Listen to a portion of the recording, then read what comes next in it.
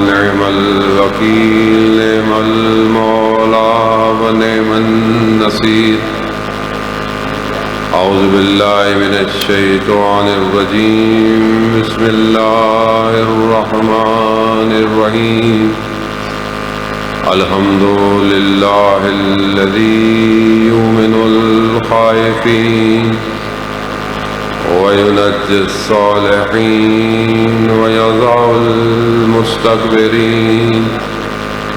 ويهلك ملوكا ويستخلف آخرين والصلاة والسلام على رسول الثقلين محبوب رب المشرقين والمغربين جد الحسن والحسين نبينا سيدنا بالقاسم محمد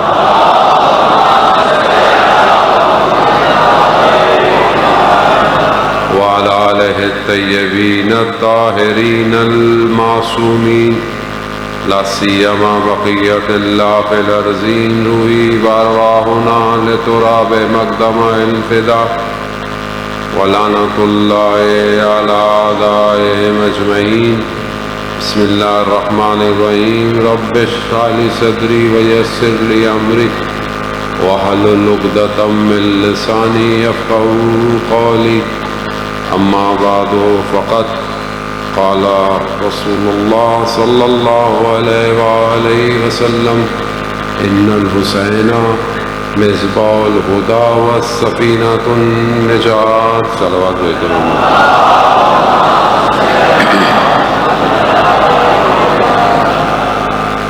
عزیزان سید الشہداء ماہ محرم الحرام ہے. خدا کی بارگاہ میں شکر گزار ہیں کہ پروردگار نے یہ توفیق عنایت فرمائی کہ اللہ کا ذکر کیا جائے اور ان کا ذکر کریں جن کا خود خدا ذکر کر رہا ہے. مجالس عزاداری ذکر پروردگار ہے کیونکہ امام نے اپنا سب کچھ خدا کے لیے قربان کیا ہے اور جس مقصد کے لیے خود امام گھر سے نکلے ہوں ہماری زندگی کا مقصد بھی وہی ہونا چاہیے. امام نے کربلا میں بندگی کو کمال پہ پہنچایا ہے، اس لیے ہمارا بھی فرض بنتا ہے کہ ہم بھی اپنی زندگی میں بندے بنیں.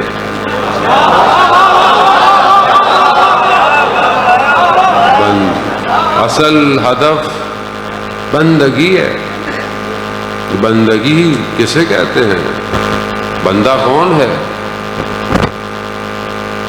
آیت اللہ اصفہانی اپنی کتاب تاجر کا گھر آیا، خوش ہے. کہاں آج میں نے بہت بڑا سودا کیا ہے. کہا کیا؟ کہا میں نے غلام خریدا. کہا پھر؟ کہا میں نے غلام سے پوچھا کہ تم کیا کھاؤ گے؟ تو کہتا ہے کہ جو آپ کھلائیں گے کھا لوں گا. کہا تم پہنو گے کیا؟ کہا جو آپ پہنائیں گے. کہا رہو گے کیسے؟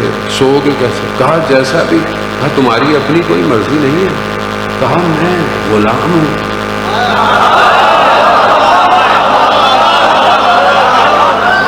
میں غلام ہوں، آپ میرے آقا ہیں، آپ جیسا رکھیں میں ویسا رہوں گا.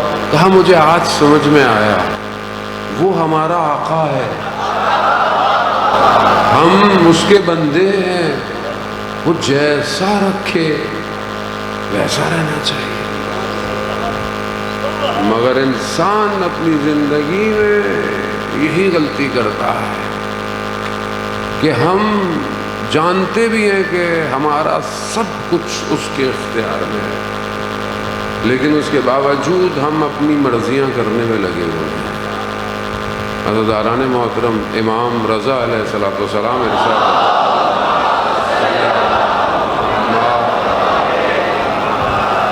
امام ارشاد فرماتے ہیں کہ خدا کی طرف سے کہ اگر تم اللہ کے کم دیے ہوئے پر راضی ہو جاؤ جو اللہ نے تمہیں دیا ہے، جیسا بھی دیا ہے، جتنا بھی دیا ہے، کم دیا ہے، اس پہ راضی ہو جاؤ تو خدا تمہارے کم عمل کو بھی قبول کر لے گا۔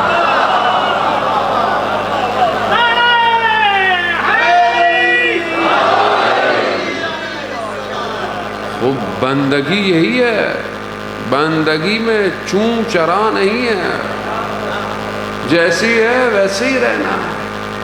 لیکن انسان اتنی عجلت میں ہے، اتنی جلدی میں ہے کہ اس سے صبر نہیں ہوتا۔ خدا نے قرآن میں بہت کم جگہ پر، شاید شاذ و نادر ہے کہ خدا نے بہت جگہوں پر اپنے بندوں سے محبت کا بھی اظہار کیا ہے، بہت سارا کچھ کیا ہے، لیکن میں کس کے ساتھ ہوں یہ سب کو نہیں کہا، سوائے ایک کے، ان اللہ مع الصابرین، اللہ صبر کرنے والے کے ساتھ۔ اب انسان سب کرتا ہے مگر اسے صبر نہیں ہو رہا، کیونکہ وہ چاہتا نہیں ہے، اسے نہیں پتا کہ خدا کا ساتھ ہونا کتنا ضروری ہے۔ ہم خدا سے ملاقات چاہتے ہیں کہ نہیں چاہتے؟ نہیں چاہتے، ڈرتے ہیں، مر جائیں گے، اللہ نہ کرے۔ کیوں بھائی؟ مرنا تو سب نے ہے، چاہیں کہ نہ چاہیں۔ یہ دعا کرنی چاہیے کہ خدا حق پہ موت دے اور آسان موت دے۔ موت تو موت ہے، یہاں سے اتر کے کون زندہ ہے، باہر نکل کے کس کی سانس آئے گی کسی کو نہیں پتا، مرنا تو ہے، لیکن اس طرح مرے تاکہ مرنے کے بعد کی زندگی آسان ہو سکے۔ اصل بندگی اس لیے ہے، عزاداران محترم، پروردگار قرآن میں بھی کہہ رہا ہے کہ وَمَا خَلَقْتُ الْجِنَّ وَالْإِنسَ إِلَّا لِيَعْبُدُونِ، میں نے تمہیں اور جن کو، یعنی انسان اور جن کو خلق نہیں کیا مگر سوائے بندگی کے، عبودیت کے۔ یہی بندگی کا کھیل ہے۔ دو طاقتیں دنیا میں ایک ساتھ چل رہی ہیں، ایک رحمان کی طاقت ہے، ایک شیطان کی طاقت ہے، اور بندے بھی دو ہی ہیں، ایک رحمان کے بندے ہیں اور کچھ شیطان کے بندے ہیں۔ اور یہی طاقت لگی ہوئی ہے کہ ہم رحمان کے بندے نہ بنیں۔ اب اس کے لیے دنیا کا بازار، دنیا کی خواہشات، دنیا کی لالچیں، اور دنیا نے آپ کے سامنے جو حالات کیے ہوئے ہیں، دنیا کیا چاہتی ہے؟ دنیا یہی چاہتی ہے کہ یہ بندہ عبد دنیا رہے، عبد اللہ نہ بنے، اللہ کا بندہ نہ بنے، دنیا کا بندہ بنے۔ دنیا پوری طاقت لگاتی ہے آپ کے سامنے۔ اگر کیا وجہ تھی کہ اللہ نے 1,24,000 کو بھیجا، اور انہیں بھیجا، کیوں بھیجا؟ تاکہ اس بندے کو اللہ کا بندہ بنایا جائے۔ کسی نبی نے اپنا بندہ بنانے کی دعوت نہیں کی عزیزان محترم۔ آپ کو دیکھ قرآن جن نبیوں کا ذکر کر رہا ہے، قصص الانبیاء، کسی نبی نے کہا ہو کہ میری عبادت کرو؟ نہیں، لا الہ الا اللہ، ایک خدا کی عبادت۔ اور پھر نبیوں کو امتحان دینا پڑ گیا، آزمائش دینی پڑ گئی۔ حضرت نوح 950 سال تبلیغ کرتے، روز اتنا ان کو لہو لہان کیا جاتا تھا، بے ہوش ہو جاتے تھے۔ اللہ کا نبی ہے مگر خدا کی بارگاہ ہے، اور خدا کی راہ میں آزمائش ہے، امتحان ہے۔ حضرت موسیٰ کو کتنی مشکلات برداشت کرنے میں، کتنی چیزیں، لیکن پھر بھی خدا چاہتا یہی ہے کہ نبی مشکل لو لیکن ان لوگوں کو میری طرف لے کر آؤ۔ خدا کتنا رحمان ہے آپ کے سامنے۔ جب حضرت موسیٰ کو فرعون کے پاس بھیجا، فرعون کون ہے؟ جو اپنے آپ کو کہہ رہا ہے انا ربکم الاعلیٰ، میں ہوں رب سب سے بڑا۔ اس کے پاس اللہ اپنے نبی کو بھیج رہا ہے، کلیم اللہ ہیں حضرت موسیٰ، اللہ سے کلام کرتے ہیں، بھیج رہا ہے کیا کہہ کر کہ موسیٰ فرعون کے پاس جانا، قرآن کی آیات ہیں، فرعون سے نرم لہجے میں بات کرنا۔ فرعون سے پروردگار یہ شرک کرتا ہے، یہ اپنے آپ کو رب کہتا ہے، اس نے کتنے لوگوں کو مارا ہے، حضرت موسیٰ کو کتنی تکلیفیں دی ہیں، فرعون سے لعین لہجے میں، نرم لہجے میں بات کرنا. کیوں؟ کیونکہ فرعون بھی اللہ کی مخلوق ہے. اللہ کی خدا ہے. خدا ہماری طرح تھوڑی ہے یہ جنت میں جائے گا، یہ جنت میں نہیں جائے گا، یہ کافر ہے، یہ مشرک ہے، یہ وہ. ہم نے تو اپنی دین کا بازار لگایا ہوا ہے. ہم تو ایک دوسرے کو کافر کرتے کرتے تھکتے ہی نہیں ہیں. ہمارے بس میں چلے تو ہم جنت میں کسی کو بھی نہیں جانے دیں. ہمارے اختیار میں ہو. آپ اپنے آپ سے پوچھیں، ماں کہتی ہے یہ تو کبھی بھی جنت میں جائے، اپنے بیٹے کو کہتی ہے. کیوں؟ اس کے کرتوت ہی اچھے نہیں. کبھی بھی کوئی جنت میں، رشتہ دار ایک دوسرے کو جنت میں جانے دیں گے؟ ایک دوسرے کو نوالا کھاتے ہوئے رشتہ دار برداشت نہیں کرتے، جنت میں کیسے جانے دیں گے؟ یعنی آپ کے سامنے بہن بھائی ایک دوسرے سے دشمن، ناراضگیاں، رشتوں میں ناراضگیاں، ہمسایوں میں ناراضگیاں، دوستوں میں ناراضگیاں. کیوں؟ کیونکہ عبید دنیا ہو گئے، دنیا کے بندے ہو گئے. دنیا کا بندہ کبھی بھی کسی کی بھلائی نہیں چاہتا. اور یہاں پروردگار کو دیکھیں آپ، رحمان کو دیکھیں آپ، اس کی رحمانیت کو دیکھیں کہ جب حضرت موسیٰ قوم کو لے کر نکلے ہیں اور سامنے دریا آ گیا، پیچھے دیکھا فرعون کا لشکر، قوم نے کیا کہا بھائی پھنس گئے، پیچھے فرعون ہے، آگے پانی ہے، کیسے جائیں گے؟ پروردگار نے موسیٰ سے کہا، ان سے کہو میرے ساتھ میرا رب ہے.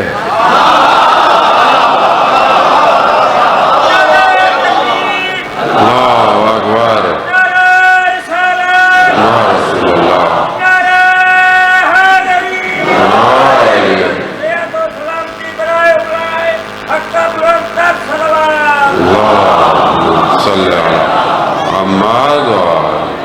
عزادارہ نے محترم خوب کیا کہا، میرے ساتھ میرا رب ہے. قرآن ثواب کے لیے پڑھنے کا نہیں ہے، قرآن اپنی زندگی میں لانے کے لیے ہے. آپ کی زندگی میں جب آگے دیوار آ جائے، پیچھے بھی دیوار آ جائے، کوئی راستہ نہ ملے، تو اپنے آپ سے کہا کریں میرے ساتھ میرا رب ہے. رب ہونا چاہیے بندے، اور ہے، وہ ہمیشہ سے ہے. ہم اس سے دور چلے جاتے ہیں. جیسے یہ کہا موسیٰ اپنی عصا کو مارو، عصا مارا، دریا میں راستہ بن گیا. راستہ بنا، حضرت موسیٰ کی قوم نکل گئی، فرعون پیچھے پیچھے. فرعون بھی اسی پانی میں اترا، پانی واپس آ گیا. فرعون ڈوبنے لگا. فرعون نے موسیٰ سے کہا مجھے بچاؤ.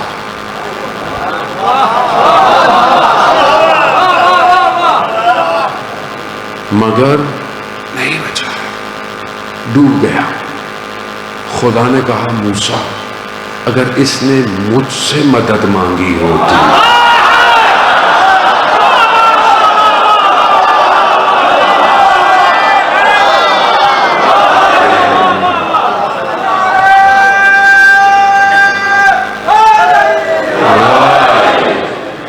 مجھ سے مدد مانگی ہوتی تمہیں بچا لیتا. عزیزان محترم، خدا نہیں ہے ہماری زندگی میں، سب کچھ ہے، خدا نہیں ہے. نمازیں بھی ہیں عادت کی، اللہ اکبر ختم ہو گئی پتہ ہی نہیں چلا. تیسری رکعت تھی، چوتھی رکعت تھی، نہیں پتہ چلتا. آدمی کا دھیان ہی کہیں اور ہوتا ہے. خدا کچھ نہیں چاہتا ہم سے. ہم خدا کو دے بھی کیا سکتے ہیں؟ ہم اس کو کیا دے سکتے ہیں جو مالک ہے پوری کائنات کا؟ ہر چیز اس کے قبضے میں ہے، اس کے علم نے احاطہ کیا ہوا ہے ہر چیز پر. ہم لوگ بڑے آرام سے کہتے ہیں لو بھائی بڑا جلدی مر گیا. جلدی کیا ہوتی ہے؟ آپ کو پتا تھا اس نے کتنا زندہ رہنا؟ جلدی مر گیا، یہ کیسے ہو گیا، اس کی تو اولاد نہیں ہوتی.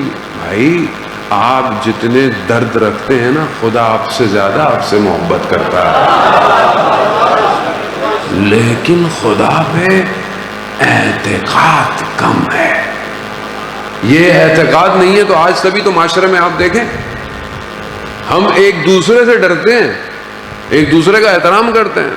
میں آپ کے سامنے بیٹھا ہوں، میں کوئی غلط کام نہیں کروں گا، حتیٰ کھجاؤں گا بھی نہیں، برا محسوس کریں گے. کتنا آدمی ایک دوسرے کا احترام کرتا ہے. اکیلا بیٹھا ہو کمرے میں، بچہ ہو، چھوٹا سا بچہ ہو کمرے میں، بندہ بچہ ہوتا ہے تو بندہ کہتا ہے گناہ نہیں کرو یار، بچہ دیکھ رہا ہے کہ نہیں ہے. لیکن کوئی نہ ہو، اکیلا ہوں، گناہ کرتا ہے. کیوں؟ خدا کو بچے کے برابر بھی نہیں سمجھتا. آج معاشرے میں جو گناہ، بے حیائی، برائی آپ کے سامنے، کوئی چیز چھپی بھی نہیں ہے. کہاں جا رہے ہیں ہم لوگ؟ کس طرف جا رہے ہیں؟ مگر کیا اس کے سامنے حاضر نہیں ہونا؟ مسلمان نہیں ہے کیا ہم لوگ؟ جھوٹ، چوری، حق کھانا، غیبت، منافقت، تہمت، اور یہ سوشل میڈیا، ڈرامے، یہ ساری چیزیں، ٹک ٹاک، انسٹاگرام، فیس بک. ٹھیک ہے آپ اگر کوئی پڑھائی کرتے ہیں، اچھا کام کرتے ہیں، اچھے، مگر کتنی دیر ہم اچھا کام کرتے ہیں اور کتنی دیر فضول کام کرتے ہیں ہم لوگ. کتنی دیر ہمارا نفس صرف ٹک ٹک کرتا رہتا ہے، کتنا وقت ہمارا ان کاموں میں لگتا ہے. آج ہم سمجھ نہیں رہے، یہ سب ایسے نہیں ہو رہا، یہ سب پلان ہے. شیطان کا سسٹم بڑا اسٹریٹجیکل ہے، اس نے اپنا سسٹم، اپنا جال بچھایا ہوا ہے. کس طریقے سے جوانوں کے نفس کو برباد کرنا ہے، برباد کر رہا ہے. بے حیائی معاشرے کے اندر آپ دیکھیں، ابھی وہ یونیورسٹی کا جو کیس ہوا آپ کے سامنے، نشہ، کیسے آپ اپنی ماؤں بہنوں کو تعلیمی اداروں میں بھیجیں گے؟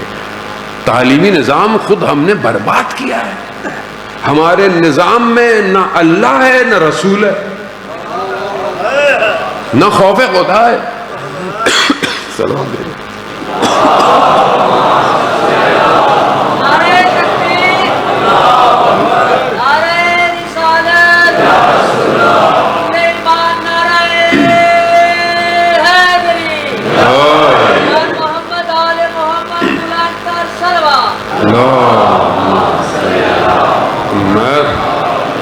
عزیزاران محترم، خوب یہ نظام میں اللہ کہاں ہے، خوف خدا کہاں ہے؟ ہمارے کتنے ٹی وی چینلوں میں اذان ہوتی ہے، کتنے چینلوں میں اذان ہوتی ہے، کتنے چینلوں میں اللہ کی بات ہوتی ہے. مذہب فرقوں کی بات ہی نہیں کر رہا میں. محرم میں تو خیر سارے ہی یا حسین کرتے، کیونکہ اکثر کو ریٹنگ بھی چاہیے ہوتی ہے چینلوں کو. یہ تو امام حسین کا کرم ہے جس کی دانشگاہ ابھی تک کھلی ہوئی ہے.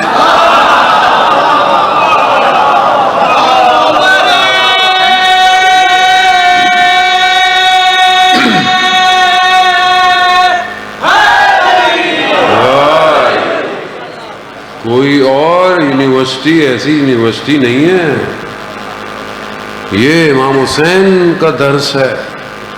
اگر یہ نہ ہوتا، اور یہ کیسے نہ ہوتا، جب رسول خدا شخص رسول کی خدمت میں آتا ہے، صحابی ہے، دیکھا ایک بچہ آیا 5 سال کا، رسول خدا کھڑے ہو گئے. رسول خدا بچے کو بہت محبت، صحابی کہتا ہے یا رسول اللہ آپ خاتم الانبیاء، آپ اس بچے کے احترام میں کھڑے ہو گئے. کہا تم نہیں جانتے یہ حسین ہے، یہ حسین ہے. اور یہ جو حدیث ہم سنتے ہیں یہ رسول خدا نے ہے. رسول خدا جو امین اور صدیق ہے، جن کی زبان سے ہم نے قرآن سنا، وہ فرما رہے ہیں. کیا فرما رہے ہیں؟ کہ عرش کے دائیں طرف لکھا ہے ان الحسین مصباح الہدی والسفینۃ النجاۃ، کہ بے شک حسین ہدایت کا چراغ ہے اور نجات کی کشتی ہے۔ کہاں لکھا ہے؟ عرش پہ لکھا ہے۔ صرف انسانوں کے لیے نہیں ہے، پورے عالم کی نجات حسین کے در پر ہے۔ تبھی تو آپ دیکھیں آج پوری دنیا میں حسین حسین ہو رہا ہے، اور سب کے لیے یہ مجلس کسی فرقے کی نہیں ہے، یہ صرف شیعہ ویعہ کی نہیں ہے۔ عزاداران محترم، یہ غلط فہمی ہے ہماری، یہ ہم نے خراب کیا ہے۔ میرے جیسے کم پڑھے لکھے لوگ ممبر پہ آ کر امام حسین کے مقصد کو خراب کر دیتے ہیں۔ امام حسین سب کے لیے ہے، یہ درسگاہ ہے۔ آپ یقین کریں اگر یہ حسینیت نہ ہوتی، آج میں ایک دیوبندی خاتون کا سٹیٹس پڑھ رہا تھا ٹویٹر پہ، کہہ رہی ہیں کہ میں عقیدے سے دیوبندی ہوں، مجھے شیعوں سے بے شک اختلاف ہے، لیکن میں اپنے پورے خلوص کے ساتھ یہ کہہ رہی ہوں کہ اگر شیعہ نہ ہوتے تو آج ہم امام حسین کو باغی اور یزید کو باغیوں کو کچلنے والا سمجھتے ہیں۔ اس میں کوئی شک نہیں ہے۔ یہ جو عزاداری، یہ جو زحمتیں، یہ جو مشکلات، سختی، گرمی، یہ جو امام حسین کے ذکر کو زندہ رکھا ہے، ہم نے نہیں رکھا، یہ عزاداری ہے جس نے ہمیں زندہ رکھا ہوا ہے۔ تو یہاں اس کا اصل ہدف یہی ہے کہ امام کے مقصد کو سمجھے۔ 8 سال ایران عراق کی جنگ تھی، اس میں ایک اسکول کا ٹیچر اپنی کتاب لکھتا ہے، اس کے اندر بتاتا ہے کہ اسکول میں، ہائی اسکول میں ایک لڑکا تھا، بہت نیک تھا، لڑکے اس کو چھیڑتے تھے، تنگ کرتے تھے کہ تم اتنے اچھے ہو تو جنگ ہو رہی ہے، جنگ میں چلے جاؤ۔ تو وہ کہتا تھا میں ابھی ہائی اسکول ختم ہو رہا ہے، یونیورسٹی میں جاؤں گا، پہلے سیمسٹر میں ٹاپ کروں گا، پھر جنگ میں جاؤں گا۔ کہا کیوں؟ کہا میں نہیں چاہتا کل کو لوگ کہیں کہ جنگ میں پڑھے لکھے لڑکے نہیں تھے۔ وقت گزر جاتا ہے، یہ جو استاد ہے یہ بصرہ کے کنارے اس طرف نہر ہے آروند، ادھر اس کی ڈیوٹی ہوتی ہے کہ ڈائیورز، غوطہ خور، غواص جو کپڑے پہنتے ہیں پانی میں جاتے ہیں اور پانی کے اندر مائنز ہیں جو پھٹتی ہیں، جو کشتیوں کو گزرنے نہیں دیتی، اس کو ڈی ایکٹیویٹ کرتے ہیں، اس کو ختم کرتے ہیں۔ یہ صف کو سیدھی کر رہا تھا تو صف میں وہ لڑکا ملا ہے، کہا تم کہاں؟ میں فلانی یونیورسٹی میں ٹاپ کر کے ابھی چھوڑ کے آ گیا ہوں۔ اس کا نام بہروز تھا۔ خوش ہوا، آپریشن شروع ہوا، پانی میں گئے، ایک مائن پھٹ گئی، دھماکہ ہوا، استاد زخمی ہوا، کوما میں چلا گیا۔ 2 مہینے بعد ہوش میں آیا، باہر نکلا تو اس نے کیا دیکھا کہ پوسٹر پہ اس جوان کی تصویر لگی ہوئی ہے، تو وہ جوان اس آپریشن میں شہید ہو جاتا ہے۔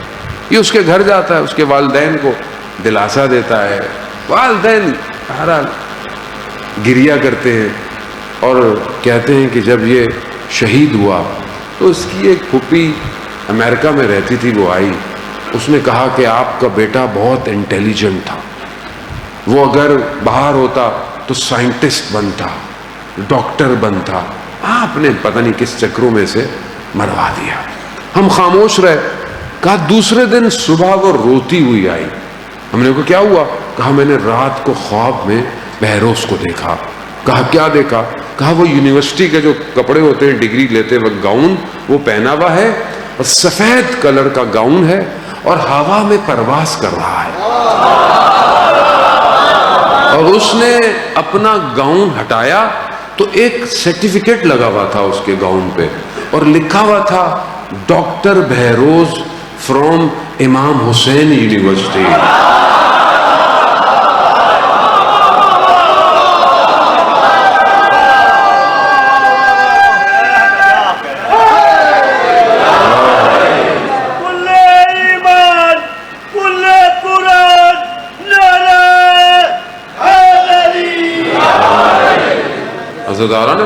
حسین، امام حسین کا در کھلا ہوا ہے، کھلا ہوا، آج بھی کھلا ہوا۔ جو اس راستے پر اپنی جان دے گا، مال دے گا، وقت دے گا، وہی بندہ خدا بنے گا۔ آج ہماری ذمہ داری یہی ہے۔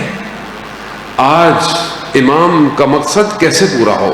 وقت میں بہت زیادہ اپنی طبیعت اور علالت کی وجہ سے سب آپ لوگوں کی دعائیں ہیں کہ جو بہرحال میں آپ کے درمیان میں حاضر ہوں، خدا تمام بیماروں کو شفا عطا فرمائے۔ میں بہت زیادہ پڑھ نہیں پاؤں گا، میں معذرت بھی چاہتا ہوں آپ سے، لیکن بہرحال چند گزارشیں تھیں جو آپ کی خدمت میں پیش کرنی ہے۔ عزاداران محترم، زندگی کا پتہ نہیں ہوتا، آدمی کون سی مجلس پڑھ رہا ہے، کون سی مجلس اس کی آخری ہو، تو خدا جانتا ہے۔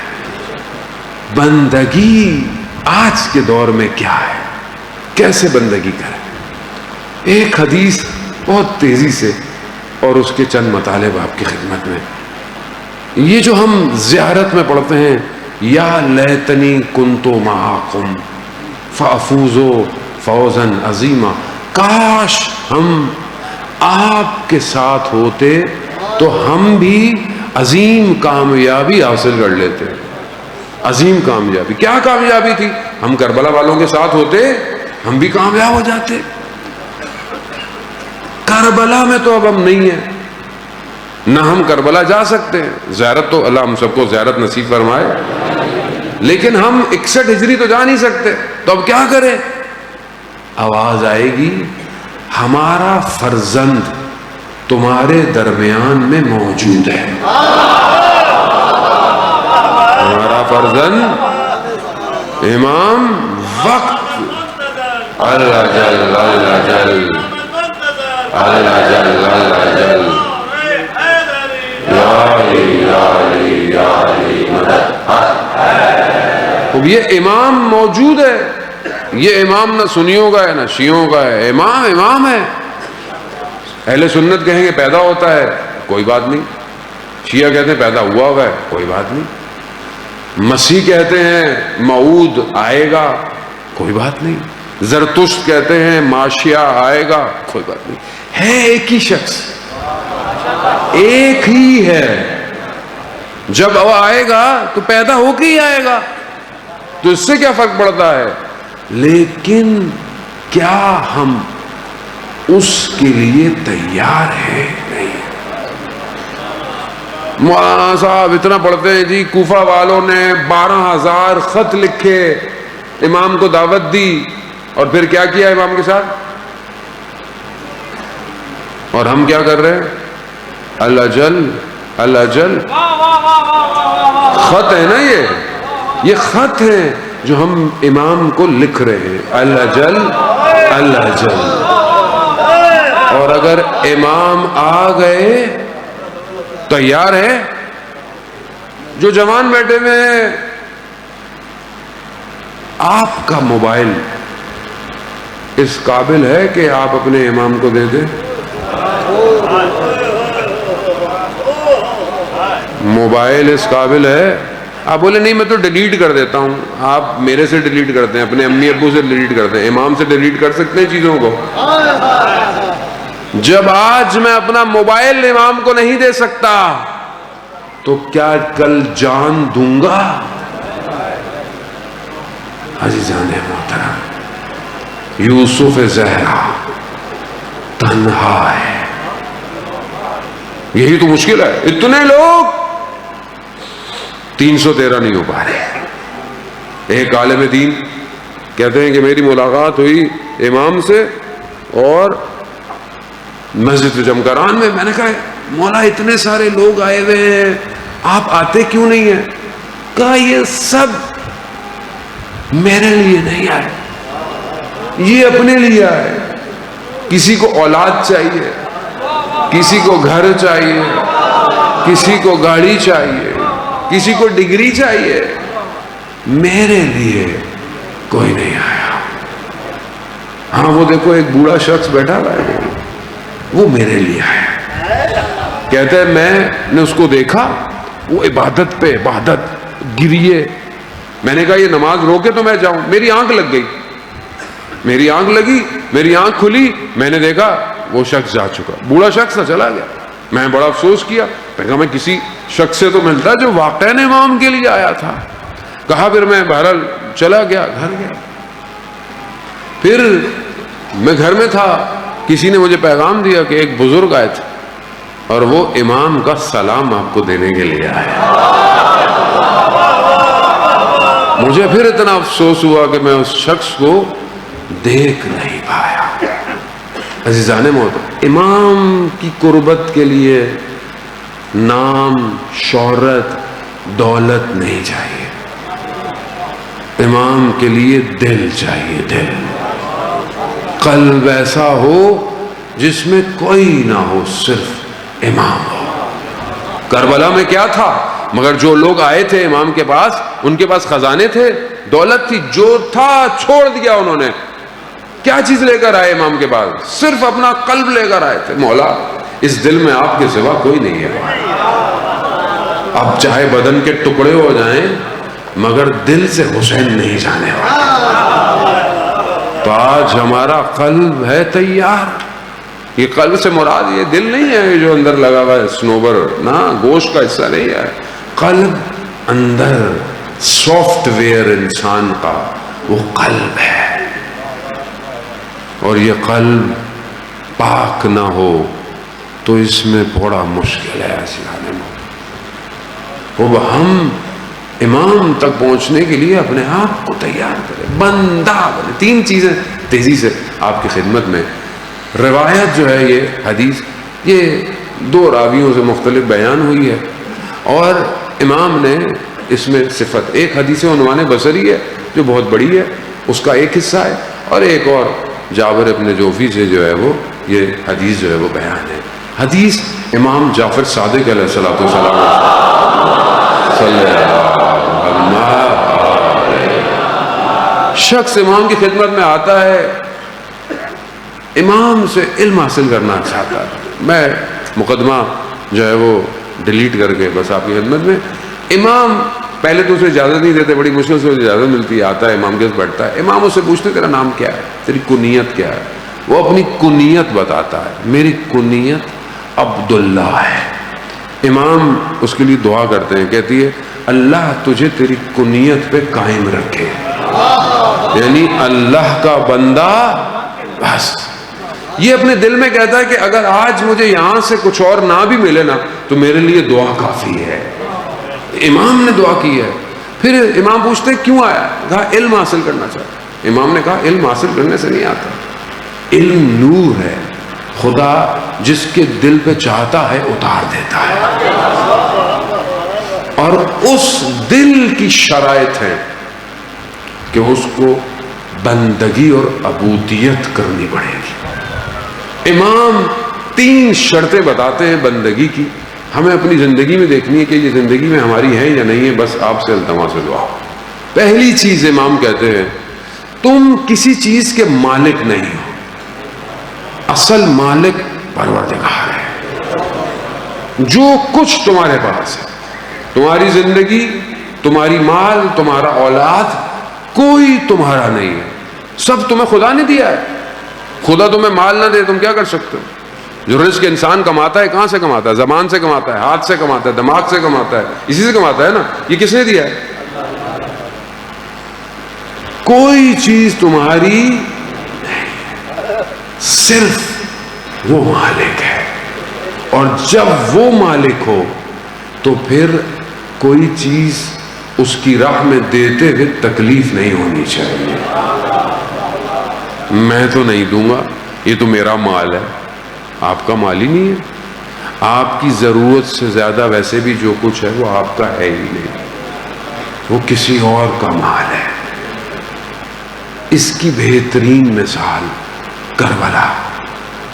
جو کچھ امام کے پاس تھا سب خدا کی راہ میں دے دیا.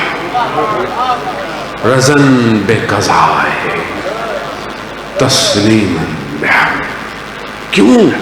کہ سب خدا کا ہے. علی اکبر جیسا کڑیل جوان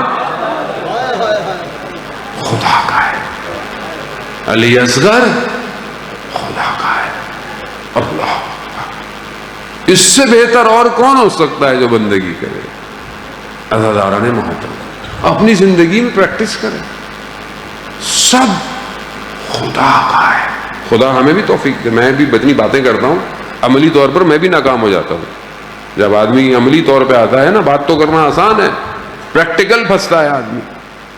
دوسری چیز امام فرماتے ہیں اپنی زندگی میں لمبی لمبی تدبیریں مت کیا کرو, پلاننگیں مت کیا کرو, آرزویں مت بنایا کرو. کیوں؟ اصل مدبر پروردگار ہے, اصل وہ تمہارا پلانر ہے. انسان اپنی آرزویں, ہاں اپنی کیریئر کاؤنسلنگ کریں, ایجوکیشن کی, کام کی, بزنس کی, سب کریں, ویژن سٹیٹمنٹ, لیکن اتنی لمبی آرزویں نہ رکھیں, کل کو پوری نہیں ہوتی انسان مایوس ہو جاتا ہے. لوگ کعبہ میں کھڑے ہوئے خدا کی بارگاہ میں شکوہ کرتے, پروردگار میرے ساتھ کیا ہو گیا, کیا ہو گیا؟ مولانا میں نے تو زیارتیں بھی کر لی, 40 دن سے زیارتیں عاشورہ پڑھ رہا ہوں, چیز نہیں ہو رہی. آپ کی تھوڑی ہے.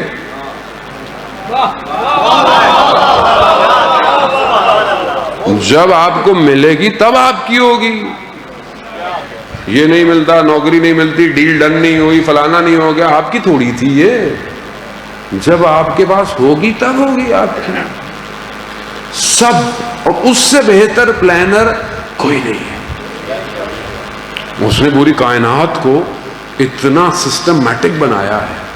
ایک لمحے کے لیے بھی اگر دنیا اپنے مدار سے باہر آ جائے, ادھر چلی جائے تو سرد ہو جائے گی, اس طرف چلی جائے تو گرمی سے تباہ ہو جائے گی.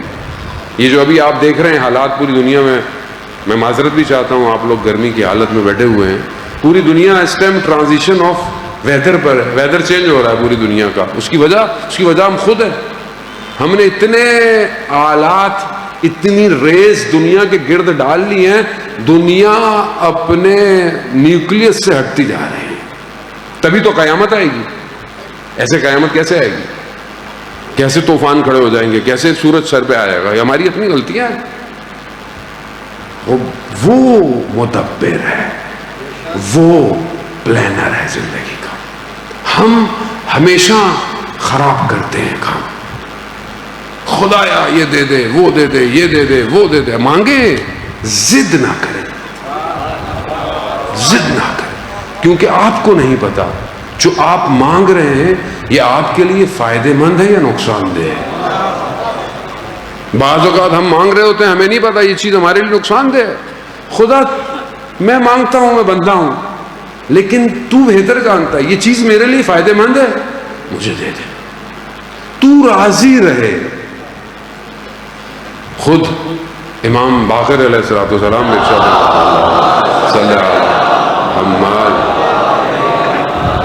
انسان کو اللہ کی رضا کے لیے قدم اٹھانا چاہیے, نہ لوگوں کی رضا کے لیے. آج معاشرے میں ہم لوگوں کو خوش کرتے ہیں, خاندان کو خوش کرتے ہیں, برادری کو خوش کرتے ہیں.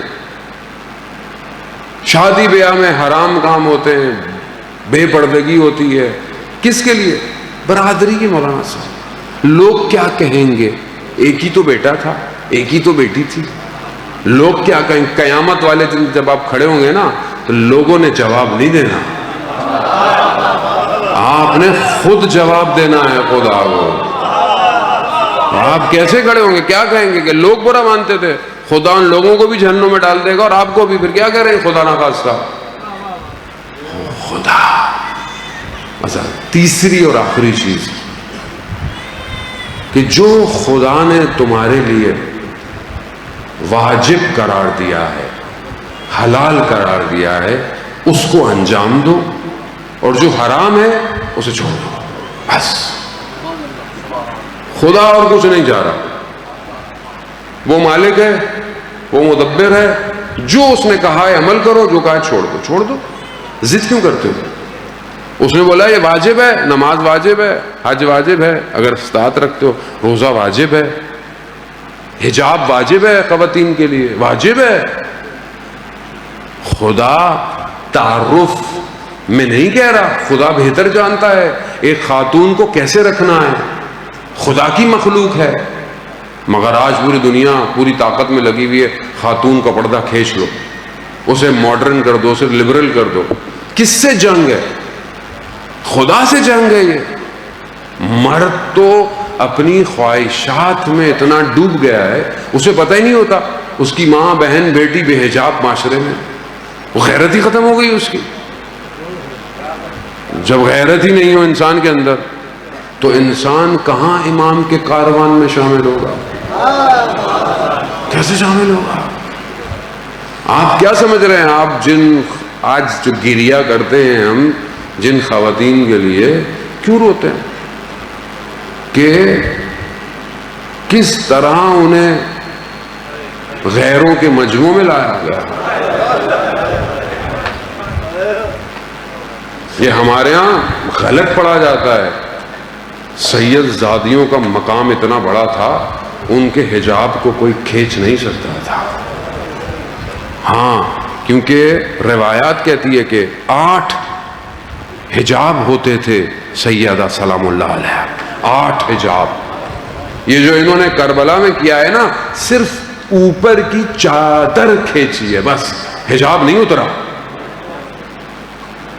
قیامت آ جاتی اگر علی کی بیٹیوں کے بال نظر آ جاتے۔ یہ پتہ نہیں ہمارے ہاں لوگ ذاکر کس بے احترامی سے سادات کا ذکر پڑھ دیتے ہیں۔ نہیں ہوا ایسا، کوئی مقتل کوئی روایت نہیں کہتی۔ ہاں، اس عرب کے زمانے میں خاتون پہ ہاتھ رکھنا بہت بڑا ظلم ہوتا تھا۔ عرب کے اندر تقدس تھا کہ ان کی عورتوں کو ہاتھ نہیں لگا سکتا تھا کوئی۔ انہوں نے ہاتھ لگایا، انہوں نے سادات کی عزت پہ ہاتھ لگایا، چادر کھینچ لیا، پامال کیا عزت کو۔ عزاداران محترم، اور اس سے بڑی مشکل غیروں کا مجمع، غیروں کا مجمع۔ آپ اپنی بیٹیوں کو لے کے جائیں گے غیروں کے مجمع میں؟ حجاب میں ہو، آپ کا اپنا شہر ہو، آپ بازار میں اپنی بہن بیٹی کو لے کے جائیں گے، لوگ ان کو گور گور کے دیکھیں؟ نہیں دیکھیں گے۔ آپ نقاب پہنی ہوئی ہوں آپ کی بیٹیاں، پھر بھی آپ کو برا لگے گا۔ مگر میں قربان جاؤں سید سجاد پر، بندگی مگر یہی ہے۔ ابن عباس نے کہا نا امام حسین سے، کیوں لے کے جا رہے ہیں آپ عورتوں کو، بچوں کو کیوں لے کے جا رہے ہیں آپ، کیوں لے کے جا رہے ہیں آپ؟ ابن عباس نہیں جانتا تھا کربلا کو بچانا ہے تو انہی نے بچانا ہے، اللہ کی خاطر۔ وہ جنہیں دن کی روشنیوں نے نہ دیکھا، ان کے ہاتھوں میں رسیاں تھیں۔ ہاں عزاداران محترم، یہ اس سے بڑی اور کیا مصیبت ہو سکتی ہے؟ جو نجف سے کوفہ جاتے ہیں، نجف سے کوفہ، آپ نجف سے کربلا جاتے ہیں، جو بہت تیز چلتا ہے تو وہ 2 دن میں پہنچتا ہے، بہت تیز۔ روڈ بنے ہوئے ہیں، روڈ بنے ہوئے سیدھے سیدھے روڈ ہے، رستے میں کھانا پینا بھی ملتا ہے، کوئی تھکاوٹ نہیں ہے، موقف لگے ہوئے ہیں، پانی ملتا ہے، آرام ملتا ہے، تیزی سے جائیں 2 دن میں پہنچتے ہیں آپ۔ یہ لٹا ہوا کارواں کربلا سے نجف 1 دن میں پہنچا۔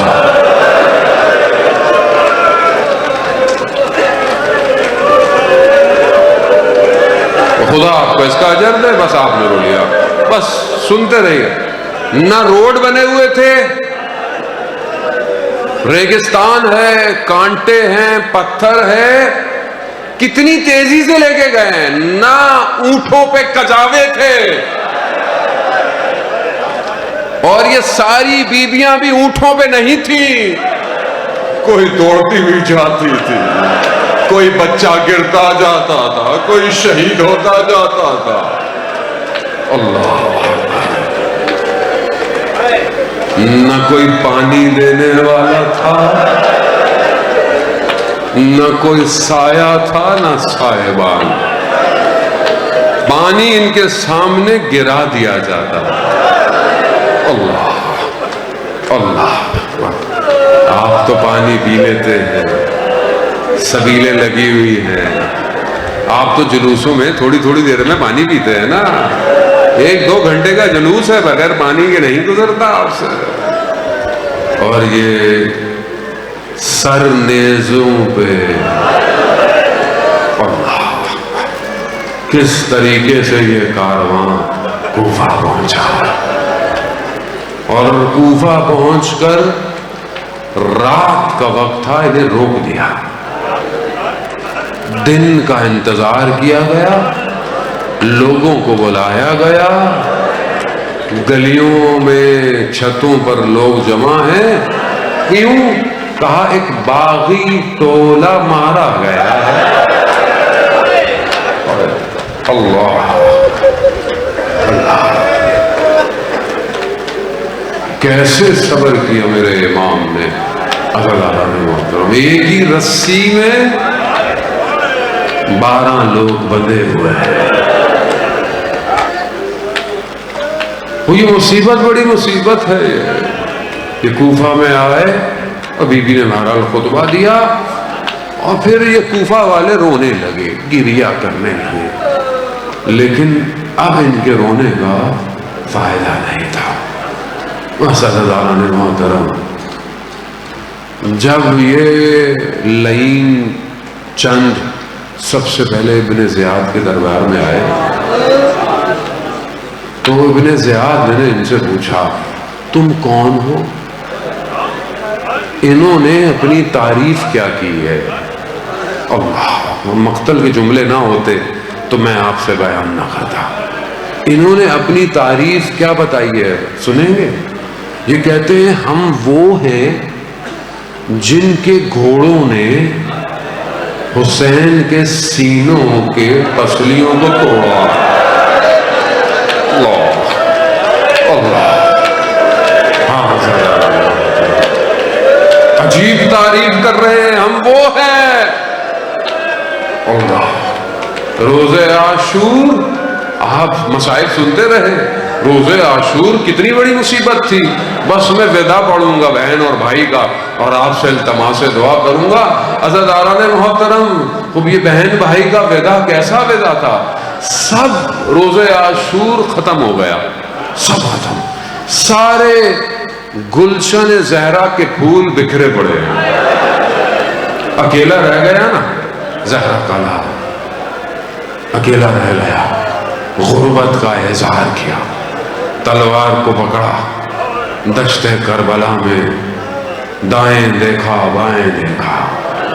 آئینہ آئینہ مسلم، آئینہ آئینہ ہانی ابن عروہ، کہاں ہو مسلم، کہاں ہو؟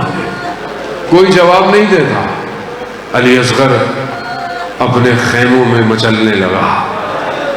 خدا بے اولادوں کو اولاد عطا فرمائے. بس عزیزان محترم، میں حضرت علی اصغر کے مسائل نہیں پڑھوں گا، آپ برداشت، میں پڑھ نہیں سکتا، آپ سے برداشت نہیں ہوں گے. بس حضرت علی اصغر نے بھی اپنی قربانی دے دی. آخری وقت یہ چند دن کا پیاسا بھوکا، یہاں تھوڑی دیر پانی نہ پیے تو بعد باڈی گرتی ہے، مرتا ہے نا آدمی. میں چند دن اسی گرمی کی شدت سے بے ہوش ہوتا تھا. میں روزے عاشورہ جب مجھے شدید گرمی لگی جلوس کے بعد اور میں گر گیا تو میں نے امام کی پیاس کو یاد کیا. میں نے کہا میں چند گھنٹے برداشت نہیں کر پایا تو میں قربان جاؤں زہرا کے لال پر، جو چند دن کا پیاسا نہ صرف اکیلا بلکہ کبھی علی اکبر کا بدن لا رہا ہے، کبھی قاسم کے ٹکڑے لاتا ہے، کبھی اولو محمد، کبھی عباس کے کٹے ہوئے بازو، کبھی علی اصغر کی گردن. ہائے کتنی بڑی غربت ہے. اسی غربت میں اپنی بہن کے خیموں میں آیا، بہن نے ماں کا کرتا پہنایا. بس آخری ملاقات ہے. حسین اپنے خیموں سے نکلا، سواری چلنا شروع ہوئی ہے، سواری ہلتی نہیں ہے. ارے بیٹیوں والو برداشت کرو گے؟ میرے مولا نے کیا دیکھا؟ ایک چھوٹی سی بچی ہے زلزلہ کو پکڑی. میرا مولا نے دیکھا بچی ہے، نیچے اترے، بیٹی نے بابا کو گلے لگایا۔ ارے آپ کی بھی بیٹیاں ہوں گی، گھر سے باہر نکلتے ہیں نا، بیٹی گلے لگاتی ہے لیکن امید رکھتی ہے کہ بابا گھر آئے گا، لیکن جس بیٹی کو پتا ہو بابا نہیں آئے گا، کہا بابا ہمیں مدینہ چھوڑ آؤ، کہا بیٹا اب دیر ہو گئی، یہاں میرے مولا چلے۔ پیچھے سے آواز آئی، محلن محلن یبن زہرا، آہستہ چلو زہرا کے لال۔ بس یہ سننا تھا۔ میرے مولا نے نیچے دیکھا کہ بہن ہے، کہا بہن ابھی تو جدا ہو کے آیا ہوں، کہا ماں کی ایک وصیت یاد آ گئی، بس چند جملے التباس دعا، ماں کا نام سننا تھا۔ نیچے اترا، بہن نے امامے کا کپڑا ہٹایا، گلے پہ بوسے دینا شروع کیے۔ نہیں پتا ماں جانتی تھی کہ اس گردن پر خنجر چلیں گے۔ بس عزاداران محترم کہ جیسے ہی امام نیچے گرے ہیں، مقاتل کہتا ہے کہ 12 لوگ آئے کہ امام کے سر کو تن سے جدا کرے، نہ کر سکے۔ شمر آیا، جیسے ہی سینے پر بیٹھا، میرا 12واں امام زیارت نائیہ میں کہتا ہے شمر جالس علی صدر، شمر سینے پر بیٹھا۔ میرے مولا نے کہا شمر یہ کام نہ کر، میں تیری ساری غلطیاں معاف کروں گا، مگر شمر نے خنجر چلایا، خنجر نہیں چلتا۔ کہا کیوں نہیں؟ کہا یہ گردن پر میرے نانا نے بوسے دیے، میری ماں نے بوسے دیے۔ شمر نے ہاتھ پکڑا، الٹا کیا،